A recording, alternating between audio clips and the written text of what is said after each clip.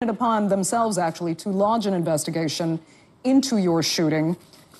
Is that good enough? I know you've said you want an independent investigation. Okay, so tell us why Punjab's investigation won't be good enough, and what do you actually want to see independently from investigators? In what form? Would they have to come from outside? So, Andre, number one, my party rules in Punjab. Punjab police is under my party. I am the ex-Prime Minister of Pakistan, and not just that. I am the head of the largest political force in this country.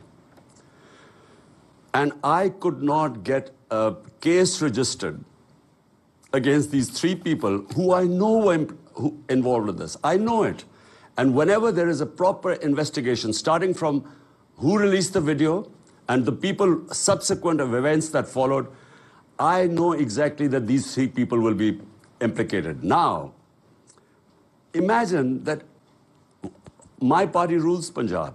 We could not get the Punjab police to register cases against these three guys because it was for investigation. So, if in the investigation they turn out to be innocent, fine. But at least it's my right. They almost killed me. I mean, it was a death trap where they, which I survived. So at least I should have the right to decide that whose motive was it to get bumping off.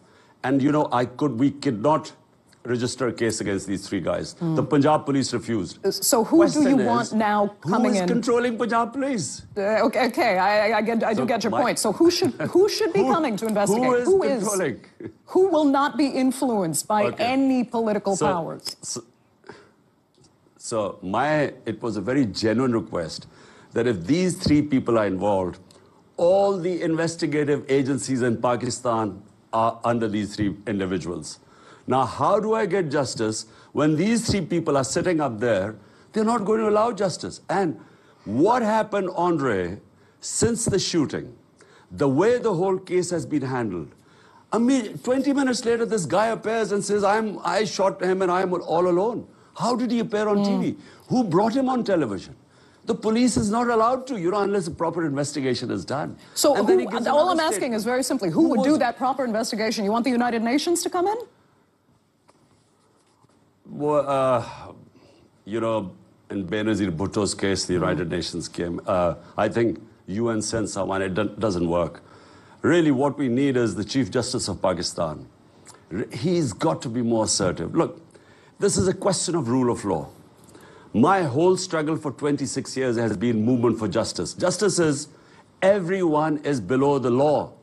Now, quite clearly that if I, as the head of this party ruling the province, if I cannot get these three powerful individuals to at least have investigated, the police would not register a case. Means they're above law. It means that there are two laws in Pakistan, one for the powerful, the other for the weak. And if I can't register a case against them, now imagine what is the situation of a common man here. When he comes up against the powerful, he has no justice.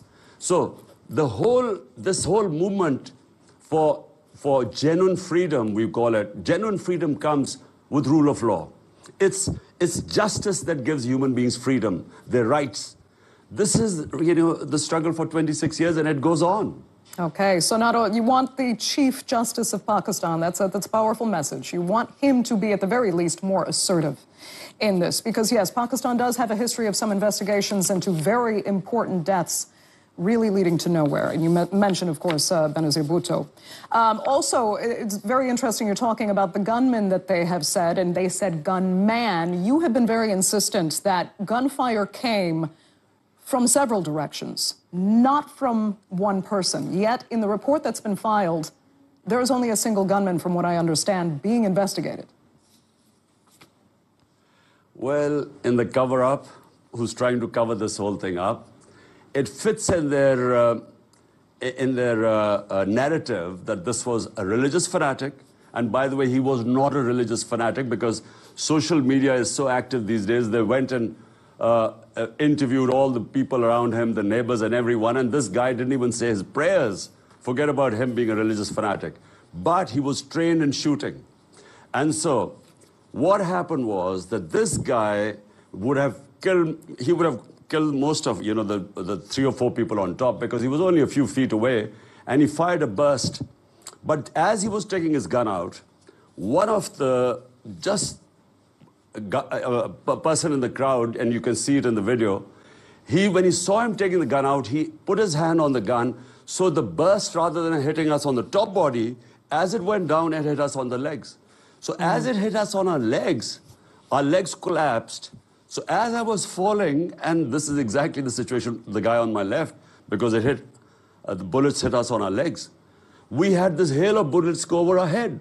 So there was a shooter in front. There was a guy, this guy who's been caught. But there was another guy, because another burst of gunfire came, and we had bullets going over our heads as we were falling. Had we not fallen, this other guy would certainly have got us. So there were definitely 2 shooters, some said 3. Most of the people on the container saw the fire from the front. Tonight we should have forensic report. And if it has not been altered, because here there's a deep state that controls everything.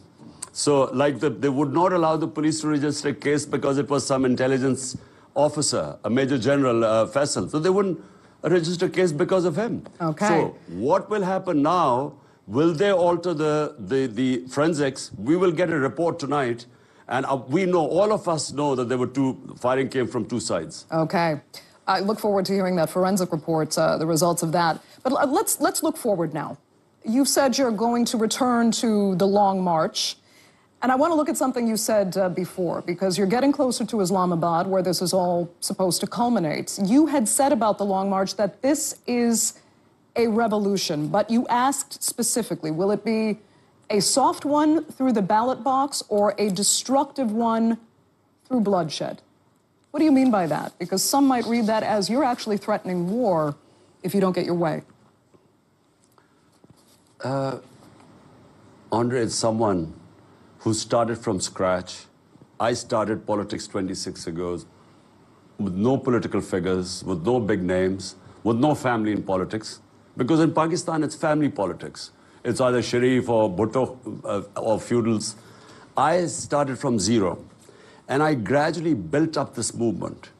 And I only built up the movement because eventually the public started joining me. And so it was a first genuine public movement. It took 20 years for me to 22 years, to finally win the election. Now, in the last 6 months, what I have witnessed, Andre, whenever a government has been removed in the past, people distribute sweets, people celebrate. This was the first time in our 75-year history. When I was removed, the next day, millions of people came on the street protesting against my removal. Millions came out. It's never happened in Pakistan before. And secondly, what happened? Not that they expected that it was a temporary thing, the movement would die down. It has grown. And again, I repeat, it's never happened that a government in opposition wins 75% of by-elections, despite all the establishment, the government machinery favoring the other side. And all parties on one ticket fighting against it. So it was me against all the rest of the parties. So already the revolution is on the ground. People want to change. Social media has changed people. They clamp down on journalists. They clamp down on media. One of our greatest, I have to say, one of the best investigative journalists in the world, Arshad Sharif, because he was exposing this regime change and this conspiracy, he was hounded out of Pakistan. His life was threatened. Eventually, they had him murdered in Kenya. So there was a clamp down on media, on my activists. They've tried to disqualify me. There were cases, terrorism case against me. But social media. Now, this is something you can't control. So social media has raised the level of awareness. So it's my belief now, the change cannot be stopped in Pakistan. We have 2 ways. This genie of public awareness cannot be put back in the bottle. Either it will go the ballot way, which is the peaceful way, a soft revolution, or it will take the other way and out of everyone's control. Because it's a young population. Remember, Pakistan, 60% of our population is below 30. This is a young population, mobile savvy, aware of everything. The information cannot be stopped. And these are the people who are forcing the change in this country. Right. And nobody wants the bloodshed. So at the very least, can you wait a year for a scheduled election? Under two things. Number one, if there is a bloody revolution, which happened, for instance, our neighbor Iran went through a bloody revolution. It is destructive. It takes time. You never know which direction it would take. And it goes out of everyone's control, could lead to chaos. The only way forward is a peaceful revolution through the ballot box. And that's a constructive revolution. So we all pray that that's what happens. But my worry is that there's this entrenched mafias who do not want to, who've been hogging the resources of this country, the elite capture. But they still say they're in power, my worry is that and that they will hold an election time. Next year. Can you wait for that election? So about the elections. Look, firstly, the country in 6 months, our economy has tanked. Business confidence in the latest survey is the lowest ever. Our growth rate is falling, our exports are falling, our remittances are falling, the trade gap is getting bigger. This is all documented. So the whole basis behind it, there's political uncertainty. No one knows what's happening. You cannot have economic stability unless you have political stability. Political stability can only come through elections. There's no other way, because when you have a government for 5 years, mandate, public mandate, that's how you start then getting business confidence. Investment doesn't take place if I'm not sure what's going to happen in 6 months or a year's time. So the only way out of this crisis are elections. Now, about we can wait because we're gaining by the day. Politically, electorally, it doesn't make any difference to us. But to the country, my fear is that we might actually default on our external payments. And that's what it is looking like right now. So, for the sake of Pakistan and, all those people who care, who are in position of power, there is only one way out. Okay. Imran Khan, we will have to leave it there. I'd like to thank you so much again for taking time out of your recovery to speak to us, as we say in Turkish, geçmiş olsun. Thanks for being with us. That's all the time we have for this edition of The Newsmakers. Thanks to our viewers as well. Remember, you can follow us on Twitter, of course, and do be sure to subscribe.